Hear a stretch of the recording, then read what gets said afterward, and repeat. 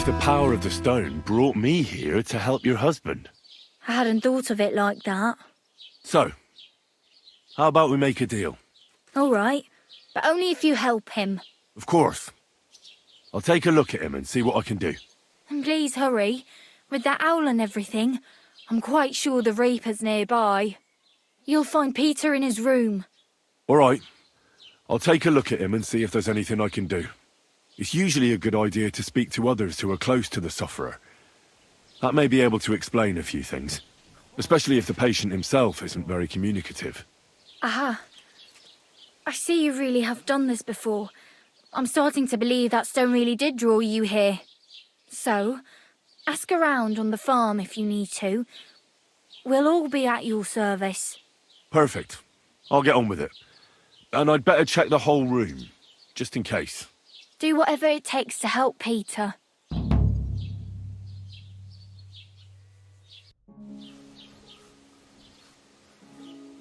Can you think of something that might help me heal him? Anything? I can't. I'm desperate myself.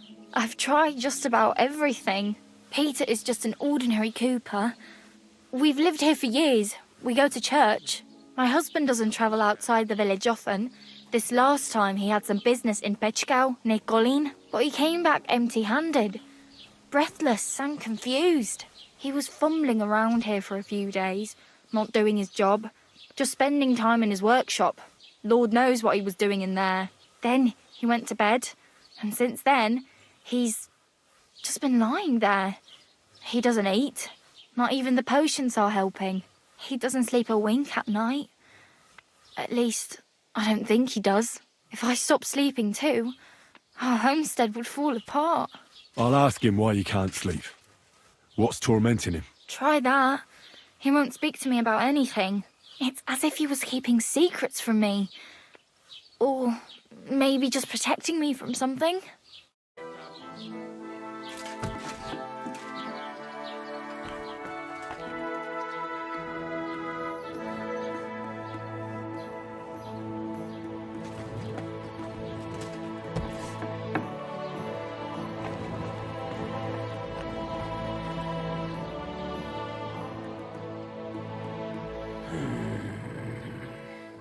Peter, my name is Henry. I'm here to help you. Another poor bloke that's to deal with me, as if Mlada didn't have enough on her plate already. I'll try to figure out what's wrong with you.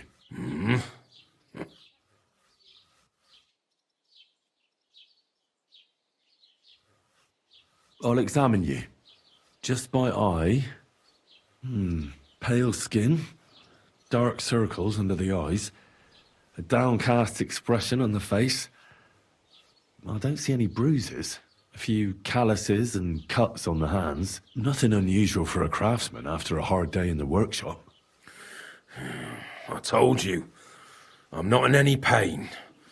Just let me lie here. Irritability. No foul odour. Bodily humours aren't leaking. And you aren't bleeding. But I will, when Sigismund's horde gets here. Why would Sigismund attack Suchdol? He does as he pleases. You have no idea how many villages he's plundered already. I reckon attacking a village protected by a fortress is the last thing Sigismund would want to do now. The fortress is what's bothering him. That's why he'll destroy it, and us with it. I don't know about that.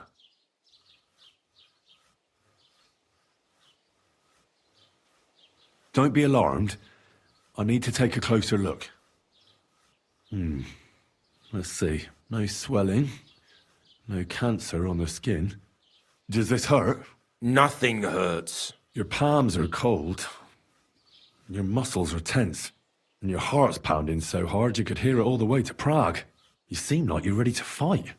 Or flee. They're getting close now. Who is? The soldiers. Sigismund's men. Well, physically, you seem fine, Peter. It's strange. I'm a weakling. A weakling.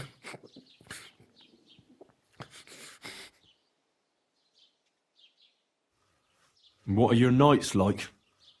Mlada said you don't sleep much. I just stare at the wall. I try to sleep during the day, but it's not much better. Well, it's certainly no fever or pain that's ailing you. I assume it's dark thoughts that keep you up at night. I can't fall asleep. Because of all the noblemen who keep coming to Lord Pisek's fortress, I'm always hearing hoofbeats. And they startle me. So Lord Pisek likes to host nobles at his fortress. What's so unusual about that? And what do you think they're doing here, eh? Preparing for war. That's what. If Lord Pisek was about to go to war, he'd be gathering a lot more men here than a couple of nobles. Folk ought to be scared to leave the village. Mezoles is gone. And when I saw Abatovitz, Suchdol is next. I'm sure of it. What am I going to do with you, Peter?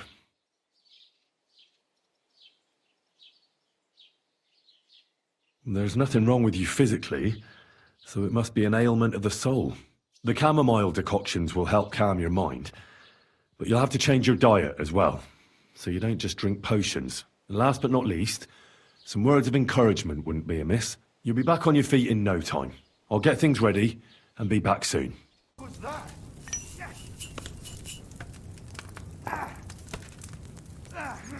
Nothing with you.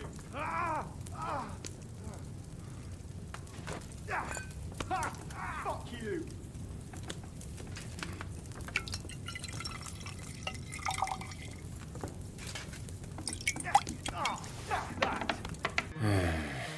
Peter, let's talk about how we can help you. I have some suggestions for treatment. I'm listening.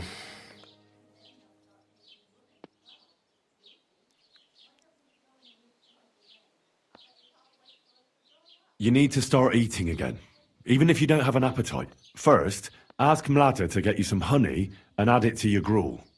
You think some honey is gonna save me? It'll give you stamina without irritating your stomach, first of all. But you have to admit Mother Nature has it well thought out. Where bloodwort helps with bleeding and feverfew with fevers, honey coats your humours so that they can't get out of balance so easily. Any melancholia wanting to take hold of you would have to make its way through thick honey, so it could hardly get from your stomach to your head. And soon you'll be as busy as a bee again, and getting on swimmingly.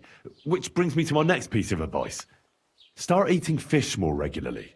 Some nice fatty ones, ideally. Fat in the belly will surely stop gloom from getting through. Same as with the honey. I suppose that makes sense.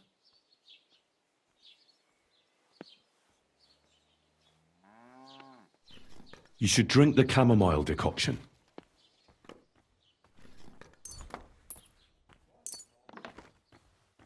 Great. Another potion. This one will help you sleep. Once your body gets used to sleeping at night and staying awake during the day, you'll feel much better. You'll see. Proper sleep will chase away the gloom. And if restlessness tries to take hold of you again, your body will have the strength to fight it. Every morning you'll be stronger and stronger until you're able to work again. We'll see about that.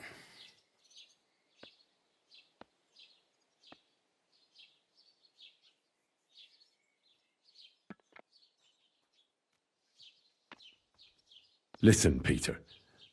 I know you're worried about the army that's passing through the country. I'm not much of a speaker, but let me tell you something from the heart.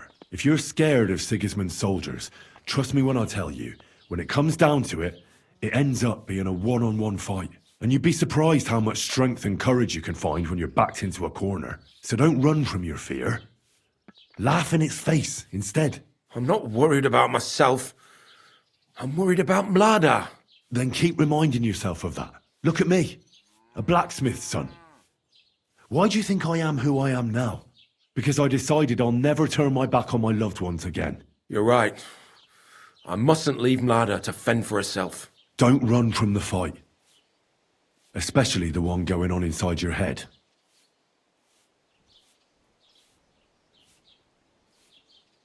A bit of prayer won't hurt. Lord, have mercy on Peter here, and lift from him the weight of his affliction. For you have laid upon him this affliction to try him. And you see that Peter, O Lord, endures your trial patiently and without contradiction. Unless you, O Lord, relieve Peter of his illness, no physician in the world can. I beg of you, O Lord, heal his soul and let his body once again find its lost balance. Amen. Amen.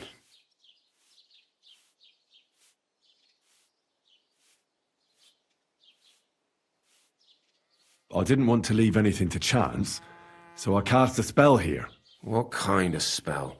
I buried protective relics here on your property. Where did you bury them? I can't tell you that, naturally.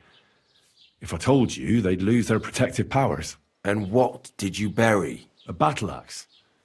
It belonged to a warrior who fought at Nicopolis. He's a priest now. He fought with Sigismund there. One of Sigismund's soldiers?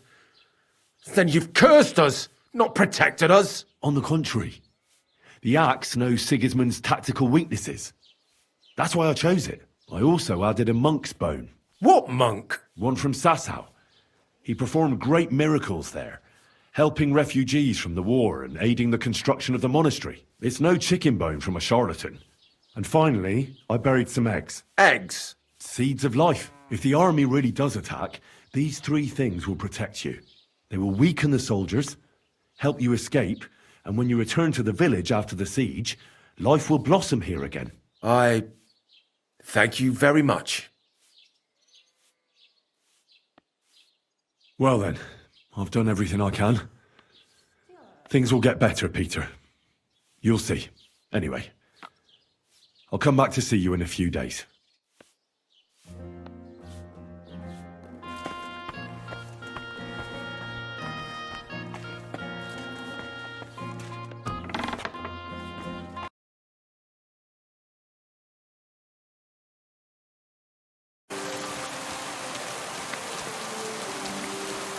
I'm at your service, sir.